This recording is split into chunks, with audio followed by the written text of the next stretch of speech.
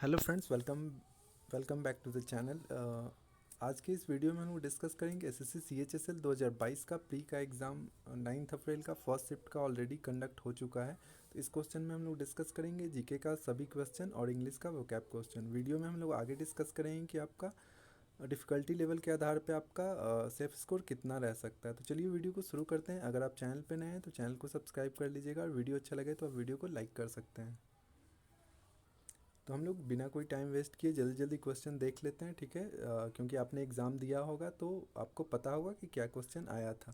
तो पहला क्वेश्चन आपका खेलो इंडिया यूथ गेम से था कि कितने मध्य प्रदेश के कितने सिटी में कंडक्ट हुआ है। तो ये आपका 8 हो जाएगा राइट आंसर। फिर नेक्स्ट क्वेश्चन आपका खेरा सत्याग्रह का ईयर पूछा था जो कि 1918 आपका करेक्ट आंसर हो जाएगा। नेक्स्ट क्वेश्चन आपका न्यूट्रॉन से था कि डिस्कवर कब हुआ था। तो आपका कौन डिस्कवर किया था, तो जेम्स चैडविक हो जाएगा। फिर आपका मोधेरा सोलर विलेज स्टेट कौन से स्टेट में है। तो ये आपका गुजरात करेक्ट आंसर हो जाएगा। नेक्स्ट क्वेश्चन आपका बिहार केसरी से था कि बिहार केसरी के नाम से किन्हें जाना जाता है। तो ये आपका श्री कृष्ण सिंह हो जाएगा जो कि बिहार के फर्स्ट सीएम भी रह चुके हैं।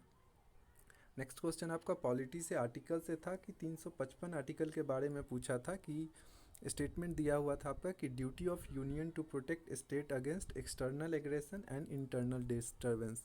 तो इसका आपका करेक्ट आंसर 355 होगा। बहुत सारे कैंडिडेट 356 लगा के आए हैं जो कि गलत हो जाएगा आपका।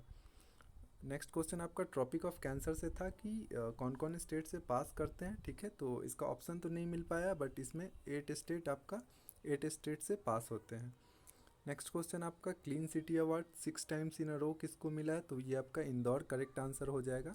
फिर एक और पॉलिटी से था कि कौन से कंट्री से संघात्मक व्यवस्था लिया गया। तो ये आपका कनाडा राइट आंसर हो जाता। नेक्स्ट क्वेश्चन स्पोर्ट्स से था आपका कि यूएस ओपन मेंस का खिताब किसने जीता। तो ये आपका कार्लोस हो जाता।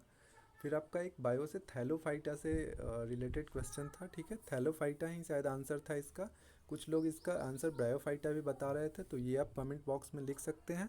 अगर इसमें से कोई क्वेश्चन अगर नहीं आया था तो आप ये भी कमेंट बॉक्स में लिख सकते हैं। और जो जो क्वेश्चन मैं नहीं बता पाया हूँ 2-3 क्वेश्चन, वो भी आप कमेंट बॉक्स में लिख सकते हैं। कंप्यूटर से आपका 2 क्वेश्चन था। एक आपका कंट्रोल डब्ल्यू से था कि विंडो को किससे क्लोज करेंगे एमएस एक्सेल को। फिर आपका एक वायरलेस सिग्नल स्ट्रेंथ से था जिसका रिपीटर आंसर करेक्ट हो जाता। नेक्स्ट क्वेश्चन ट्रोपोस्फेयर का आपका हाइट पूछा था जिसका करेक्ट आंसर 14 किलोमीटर हो जाता।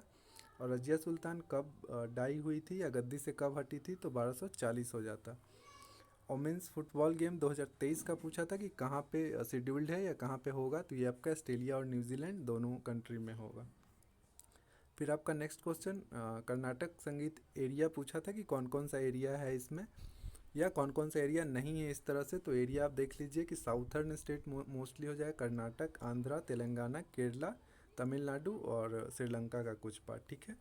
एक क्वेश्चन आपका इकोनॉमिक्स से था। इकोनॉमिक्स का कुछ फार्मूला दिया हुआ था जो नहीं मिल पाया तो आप कमेंट बॉक्स में लिख सकते हैं। एक सेकेंडरी सेक्टर से था, ये भी इकोनॉमिक्स से था, ठीक है।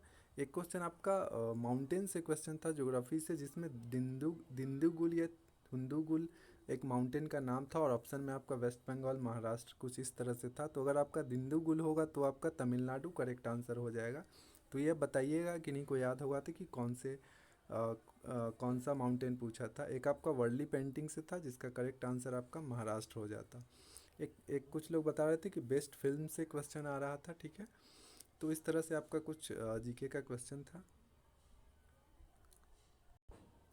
अगर हम लोग ओवरऑल बात करें तो मैथ्स आपका इजी ही आ रहा है। एक कुछ क्वेश्चन कैलकुलेटिव आ रहा है जिसमें सर्कल से 3 क्वेश्चन आ रहा है जो बिल्कुल बेसिक आ रहा है, ठीक है।